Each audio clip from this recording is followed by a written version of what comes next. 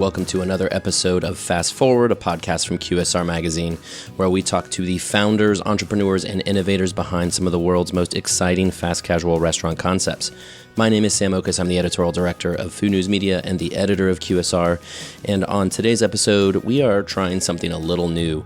We're introducing something called Freeze Frame. Freeze Frame is going to be our series of conversations with fast casual executives and other big thinkers who maybe don't totally fit the mold of our other episodes where we speak to the folks who've kind of been behind the scenes of building up a company from day one, but folks who still have lots to say and have really relevant experience and knowledge that I think is going to be really helpful for those of you in the fast casual industry to learn from them and see how they're going through some of the challenges facing the industry today that you might also be going through. In particular, we're just back from the National Restaurant Association show in Chicago, where we go every year to connect with the industry, meet with operators, check out all of the vendors and other folks with booths and see what kind of trends are taking off, what are the things that are shaping the industry today. All of that is on hand at the National Restaurant Association show, and we're back from there. We talked to lots of interesting people with really great perspective on the challenges that the industry is facing and on what's coming up for fast casual and QSR in the years ahead. So what we wanted to do was share some of those conversations that we had with some of those experts. And in the coming week, we're going to be sharing with you several conversations with fast casual executives who have that really unique perspective and have a grasp on all of the things, all of the headwinds facing the industry and an idea of where they think the industry goes from here. With the NRA Show in particular, no surprise, everybody was thinking about a few things, namely labor and off-premises growth. Labor really is the number one challenge facing the restaurant industry today.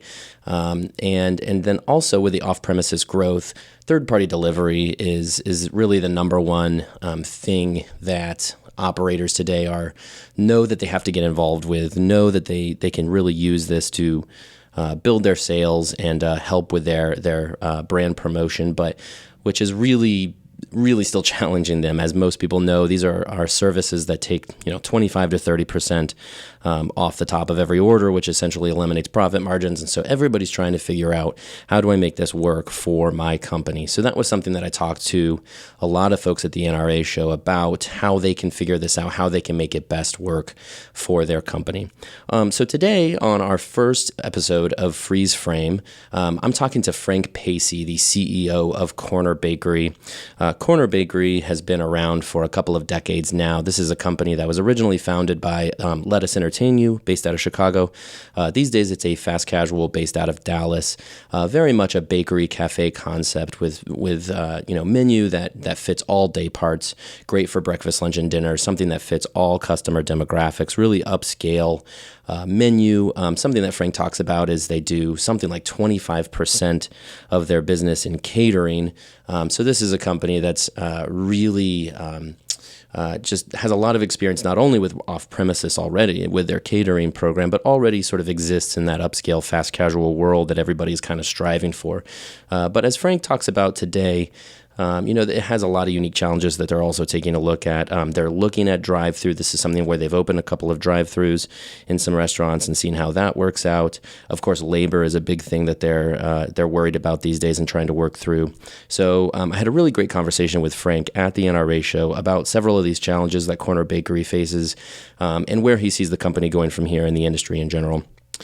We sat on the fourth floor of McCormick Place in Chicago during the NRA show, where you can just have this beautiful view of Lake Michigan, just a really nice, quiet area to talk with folks. This was kind of my podcast corner for the weekend during the NRA show. So again, this is Freeze Frame, a conversation with Frank Paci of Corner Bakery, and over the next week, we're going to be rolling out several other episodes with folks that we spoke with at the NRA show.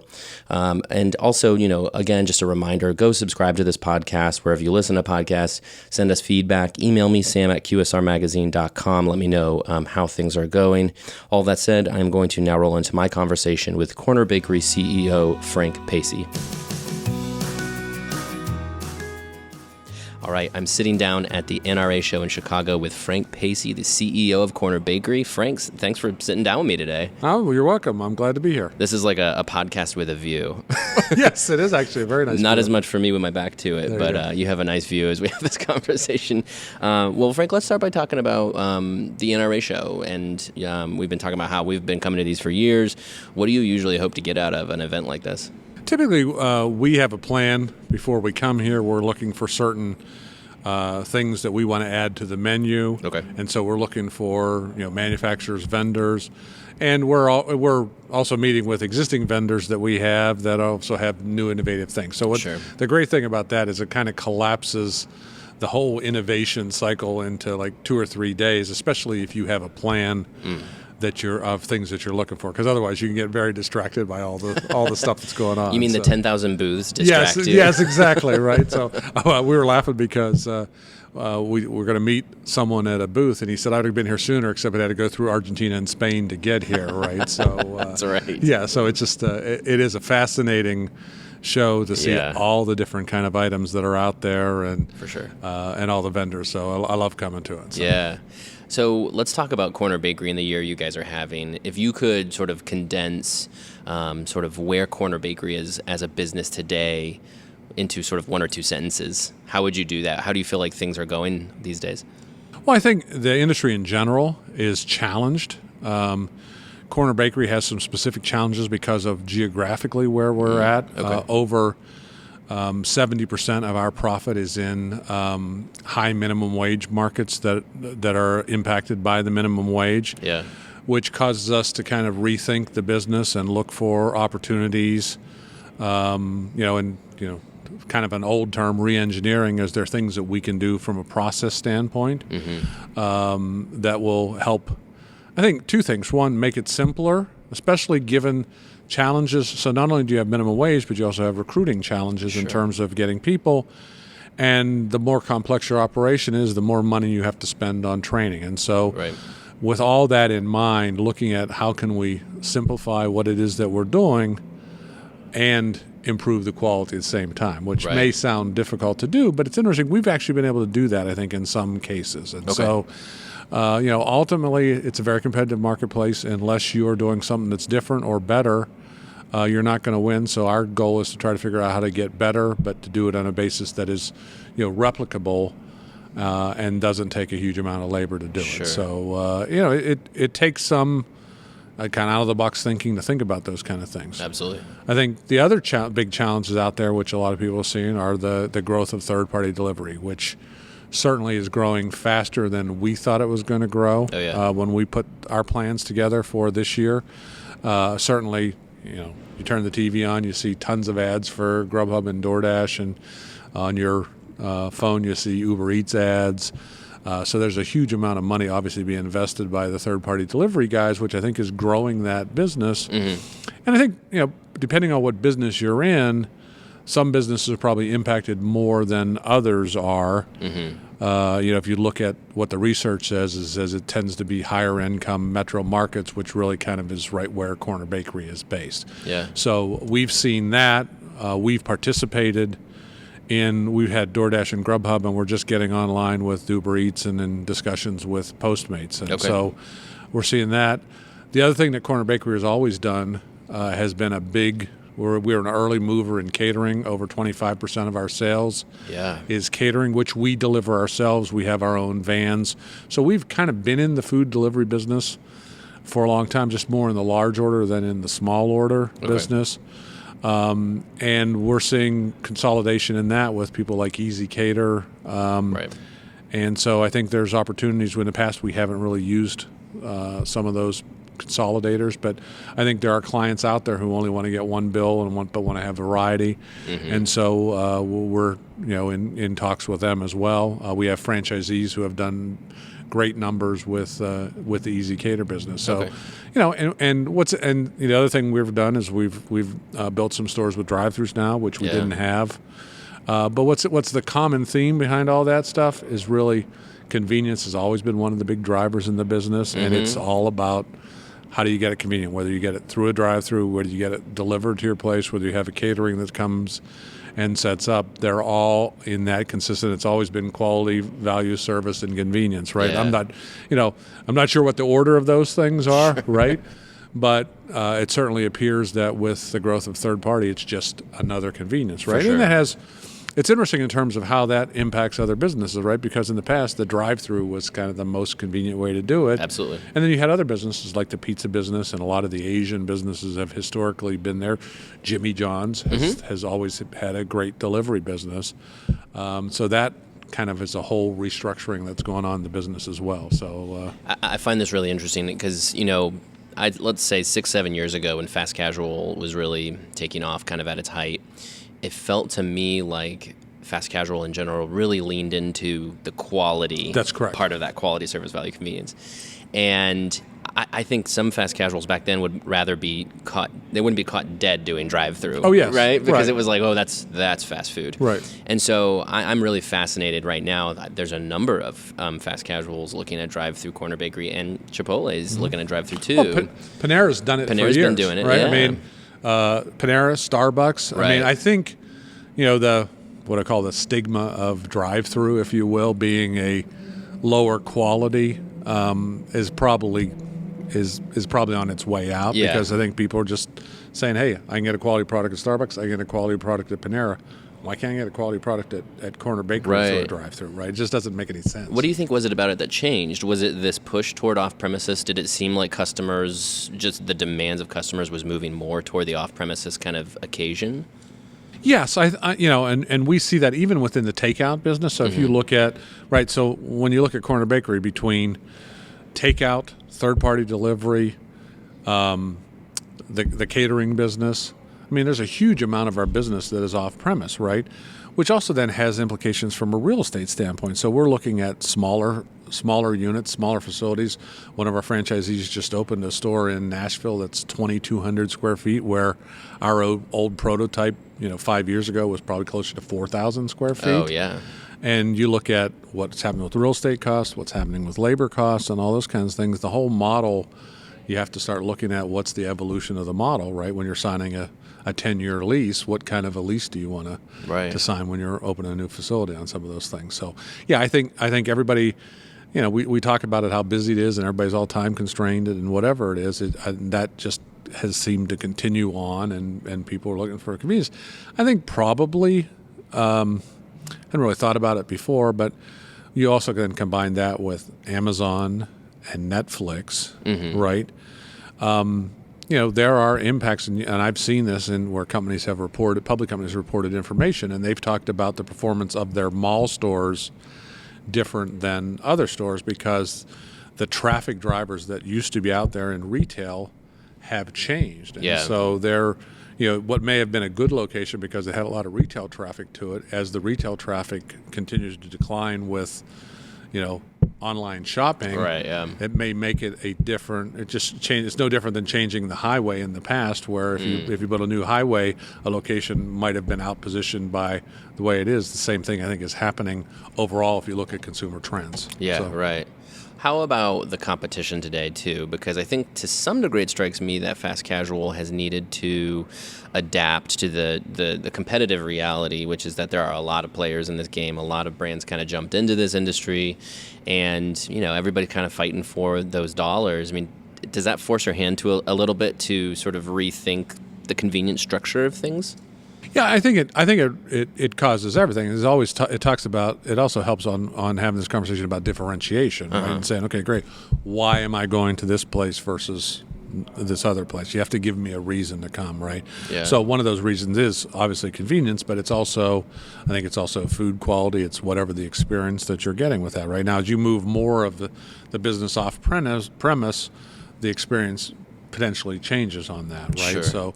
But definitely, and I think the other thing is that what we would typically think of as QSR, their quality has gone up as well. Okay, I mean, it was interesting to see McDonald's pull the crafted burgers that they were doing, right? Because you kind of, as they started kind of going up there, they started trying to compete with some of the, whether it's a Five Guys or some of the better burger guys, but then they just kind of abandoned that, and so that was a little bit of a surprise given what the trends have been. But you see that whole evolution in the business. So. Right. Well, I think, too, that the technology has been sort of the equalizing factor, right? Because think about something, too, with McDonald's, the experience of the future store with the kiosks that they have. To me, that sort of technology, the technological enhancement has sort of even the playing field for a lot of the QSR space, because now all of a sudden they can do mobile ordering, they can do kiosk self-service if they want to.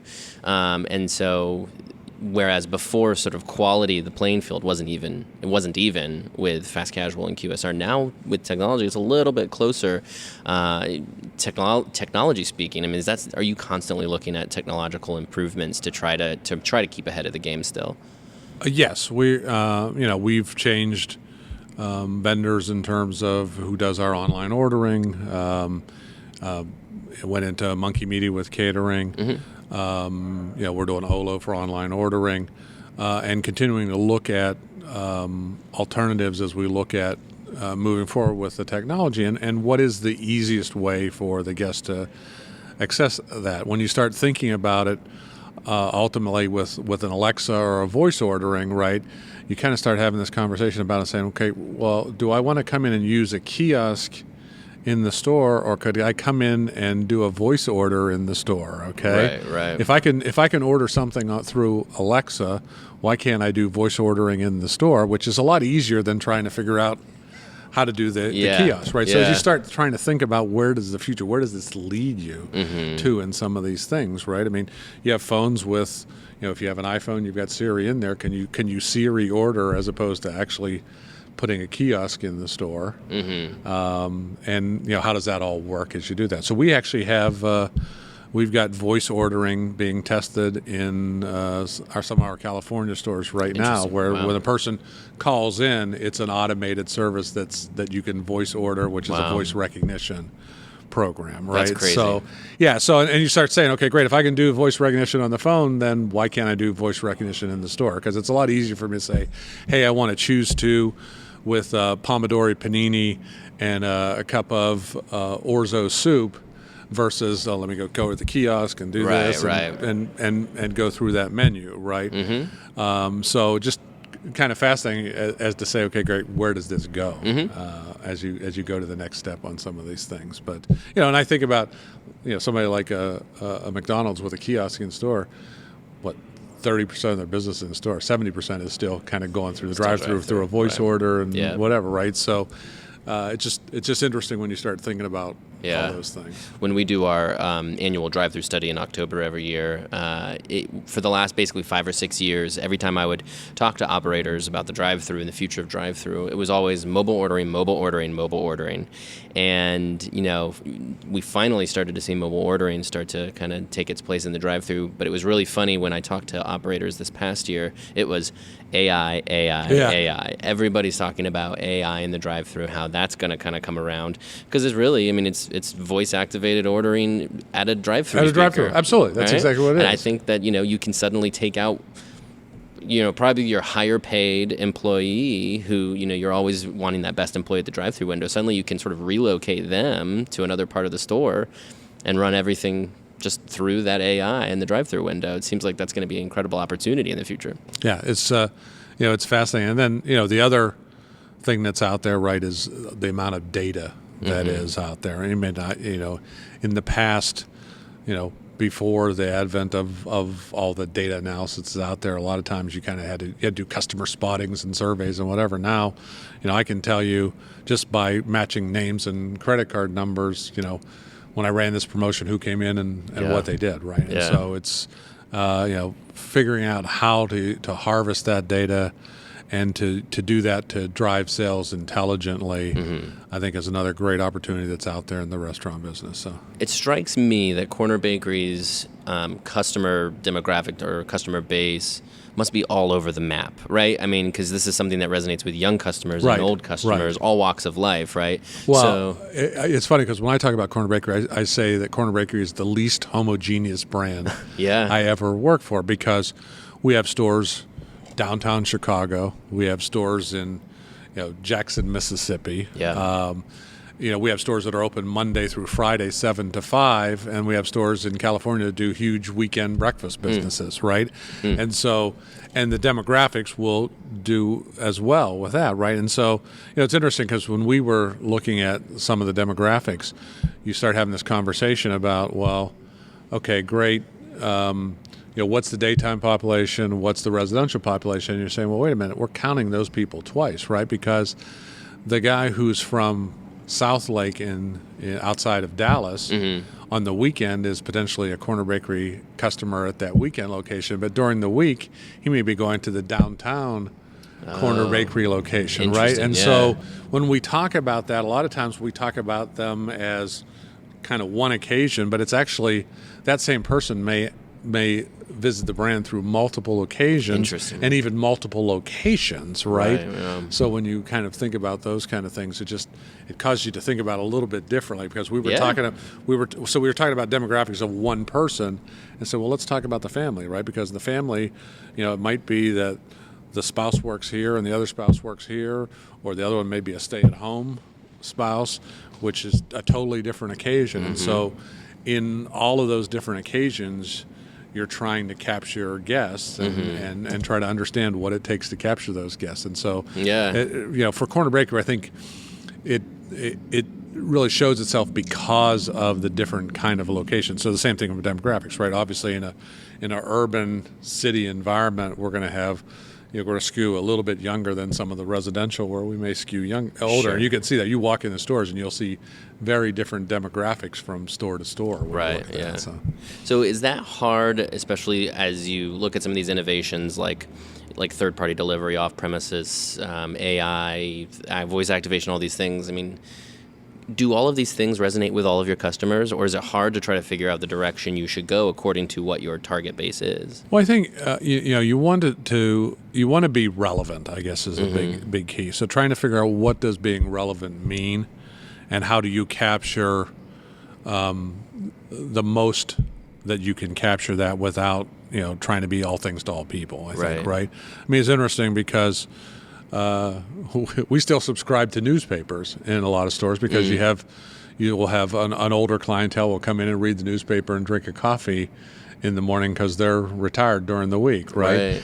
And so which you wouldn't necessarily want to do in other concepts, right? Yeah. So you're trying to figure out how can I serve people without alienating people, and I think that's really the challenge, and try to do that while not making the complexity out of hand, right? And so we know that certain areas are growing and people are busier, but there are still people. They still have the old hard time guests that come in on a regular basis and sit there and have their cup of coffee for an hour, and they know everything that's going on in the store, right? And so it is a fascinating relationship to watch that, to see those happen in those multiple guest experiences. I'm really curious how the drive-thru is going to work for Corner Bakery. I mean, I assume this is not going to be any standard drive-thru. No, so we've done a couple different versions. Okay. Our franchisees in Milwaukee did the first one. Okay. They're a Culver's franchisee, so they do it a little bit like Culver's does, where they will take the order, you'll pay, and then they'll ask you to pull up and you can take the food. And so what's interesting about that, to me, because a lot of time perception is reality, right? And I've gone through the drive-thru. So you order the drive-thru, and then you come up and then you pay. So as a guest, when does the time you expect to wait for your food begin?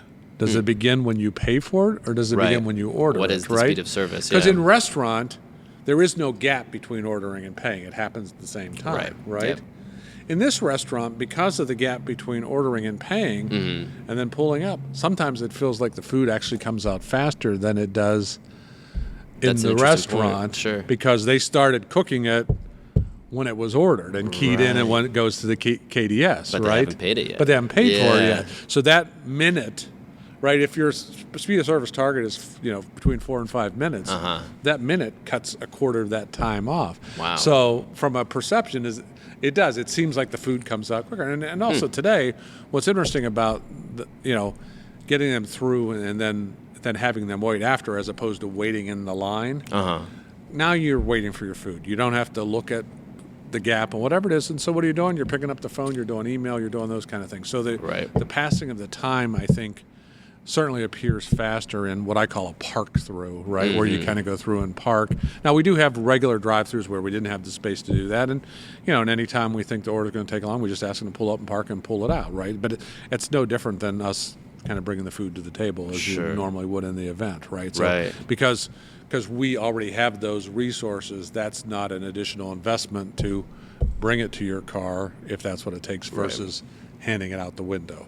So that's just a different way of doing it because, there's times when, our competitor where you get a really long line because they're trying to get the food out to you through the window, where we're basically saying, hey, you want to pull up and spend 2 minutes on your phone returning messages or doing text or whatever it is, have at it, we'll bring the food to you. Right. I imagine there's a certain level of forgiveness that they'll give you because they understand this is for a higher quality. Yeah, that's right. Yeah. It's interesting. In a previous company, we looked at guest satisfaction based on time to receive food. You actually saw the satisfaction go up if they waited 2 minutes versus 1 minute. Interesting. And the only thing I can think of is that 1 minute they felt like it was pre-made. Like it was sitting there. Yeah, like it was sitting there waiting for them. Whereas at 2 minutes, it was made just for me, right? So it's just kind of interesting. It's like, I don't want to get it too fast. Right. Because that could mean that the quality's not right if I get it too fast, right? It's funny when we do the drive-thru study, there is a such thing as too fast because people also don't want to feel rushed. Right. And so there's always this balance, specifically with the customer service of you want to get their order in a timely fashion, you want to get their food in a timely fashion, but you never want to go too fast to where they're stressed, they don't know what they want, and they fumble over their words, and then you hand it out the window too fast, and they're like, wait a second, there's no way you made a burger in 45 seconds. And then you want to check the bag to make sure you got everything that you have, right? Because, I mean, one of the big challenges with third-party delivery and drive-thru is really emphasizing order accuracy, right? Yeah. Because in a brand where historically, we did a lot of takeout, but historically you had a lot of the guests eating in store. If there was a mistake, you could recover from that. You can't recover if there's a mistake in third-party delivery or in the drive-thru after it's left the building, right? Yeah. And so it's one of those things that you really kind of it's always important. It's now even more important as you look at more of your business being eaten off premises. Sure. Is drive-thru, are you going to see how this goes in these first stores first and then invest more in it, or you just see how? No, we're, at this point in time, the prototype does include a drive-thru. You can build without a drive-thru as well. But we're looking at locations now where we think we can retrofit drive-thrus, right? Because we had a franchisee who retrofitted a drive-thru and saw a nice pickup in sales from that more than justified a good return on investment on what they invested. Now, there's a lot of places that you just can't retrofit them, but where we do, we're looking at opportunities to do that because, again, I think it's another one of those convenience drivers in the business. So. What else are you seeing for the business in the future? I mean, what direction do you see fast casual in general going, and how do you see sort of adapting the corner bakery model to it? Well, I mean, I think, you've already talked about the fact that, there's been a tremendous amount of growth in the fast casual business. There's going to be winners and losers. We've already kind of seen some of that, right? Yeah. Taylor Gourmet closed all their locations, which was considered a hot concept, right? Pretty shocking, yeah. Pretty shocking to see Cava buy Zoe's, right? Which was Zoe's went public, was the hot concept. Noodles went public, was the hot, so it's really interesting to watch. You had Fiesta Restaurant kind of closed all of their locations in certain markets, right? So I think there is a little bit of maybe a little bit more caution with development there, that it's not just kind of all the way, and you've got to, and there are people who are going to be winners and losers in that battle, right? So, it's amazing, whatever you think of Subway, it's amazing to think that, Subway's been closing, 900 stores? They closed, they closed large chains, in 1 year. In 1 year, right? The scope of that is just so amazing to think about that. It is. And what those kind of implications have, which, deals with the franchise model. And, Corner Bakery is majority company store.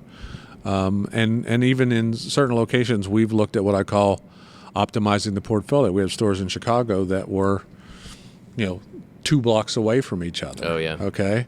And given rents and given third-party delivery and all that kind of stuff. So when some of those leases have come up, we've said, they're doing catering business. We can make more money by transferring the catering to the location that's nearer to it than we can from operating the 2 stores and having all the employees that have those. So, So I think all of these things will have impact on what's the development model going forward with the businesses. Do you think, this is the last question for you, do you think Corner Bakery, decades of experience behind it, this is a brand that has really rooted itself into loyal customers' lives. It seems like you guys have a leg up. Do you feel comfortable in what Corner Bakery, the foundation that it sits on? Yeah, I think the foundation is there.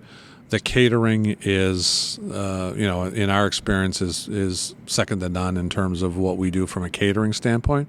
We have opportunities in the retail business of updating the concept and doing a little bit better job of focusing. We've upgraded all of our proteins this year because I just felt like we were a premium brand and we wanted to be able to deliver that food at a premium level. So we'll continue to look for opportunities to do that as we go forward, because I can't, even though we have a great customer base, that doesn't mean that you got to sit still. You got to keep moving. You got to keep innovating, and that's really what we're looking to do. So. Great. Well, Frank, those are all the questions I had. Really appreciate your time today. All right. Thank you. I enjoyed it. Yeah. All right.